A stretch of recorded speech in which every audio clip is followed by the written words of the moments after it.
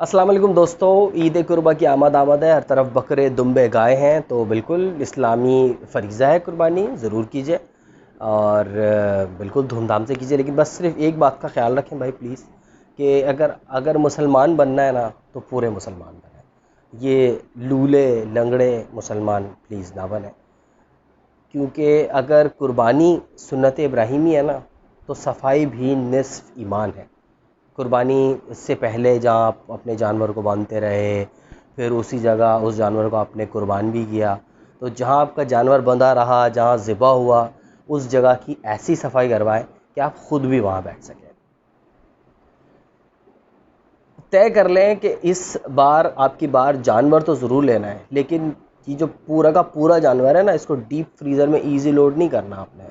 ये गोश्त तकसीम करने के लिए होता है, सारा का सारा खुद डकारने के लिए नहीं होता। ये जो कुर्बानी है ना, ये अल्लाह के लिए होती है। ये बेटे बेटियों के समझाने निभाने और ऑफिस में बॉसेस को रुझाने के लिए नहीं होती कि आप ये कुर्बानियाँ करते रहें और सालिम राने जो है इन लोगों को पहुँचाते रहें। तो प्लीज़ आप ये करने से इस मरतबा गुरेज। एक और बड़ी अहम बात है, तय कर लें कि जो कुर्बानी का गोश्त है इसके 3 हिस्से करना है। 3 हिस्से पूरी ईमानदारी से 3 हिस्से करना है, और जितने छींचड़े आपके हिस्से में आएंगे ना, उतने ही गरीबों वाले हिस्से में भी होने चाहिए। बल्कि आपकी तरफ 1-2 ज़्यादा हो जाए खैर है, लेकिन उधर नहीं होने चाहिए भाई। अगर आपने हज़ारों लाखों रुपए का जानवर ले ही लिया है तो 1000 रुपये का चूना भी ले लें।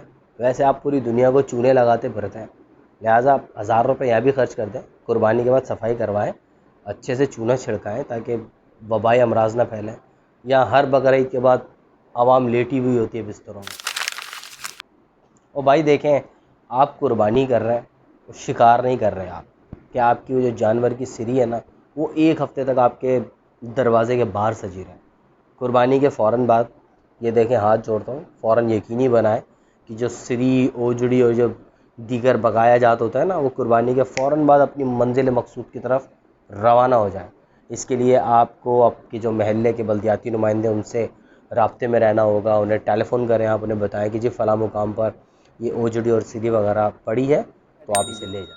अच्छा, एक और कैटेगरी भी है, ये वो लोग हैं जो जानवर तो ले आते हैं लेकिन चारा ख़रीदने के बजाय इधर उधर से मांग तांग कर गुजारा करते हैं। इसका लूसन चुरा लिया, उसका भूसा उठा लिया। भाई आप लोग खुदा के लिए कुर्बानी रहने ही दें तो बेहतर है।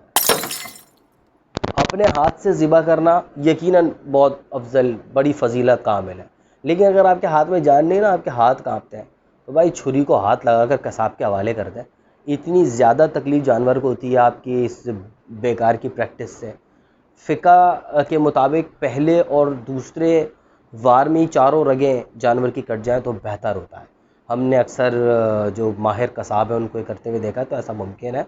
अगर आप ये नहीं कर सकते तो प्लीज़ ना करें, आप जानवर को तकलीफ़ ना दें।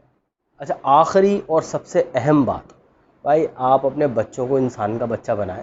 एक कुर्बानी के जानवर को पक्की सड़कों पर ये दुम मोड़कर डीपा डीपा की मनूस आवाज़ें निकाल के सड़कों पर ये दौड़ाते फिरते रहना, ये इंतहा दर्जे की जहालत है जो हमारे अलावा किसी भी उम्मत पर अल्लाह आपकी और हमारी कुर्बानी को कबूल फरमाए और हम सबको दिखावे से बचाए। जब दिखावे की नमाज़ें मुंह पे मारी जा सकती हैं ना, तो क़यामत वाले दिन आपकी जो बछड़ी की रान है ना, वो भी आपके मुंह पर मार कर आपका जबड़ा तोड़ा जा सकता है। लिहाजा ये दिखावे से हर मुमकिन परहेज़ करें। अल्लाह हाफ़िज़, ईद मुबारक।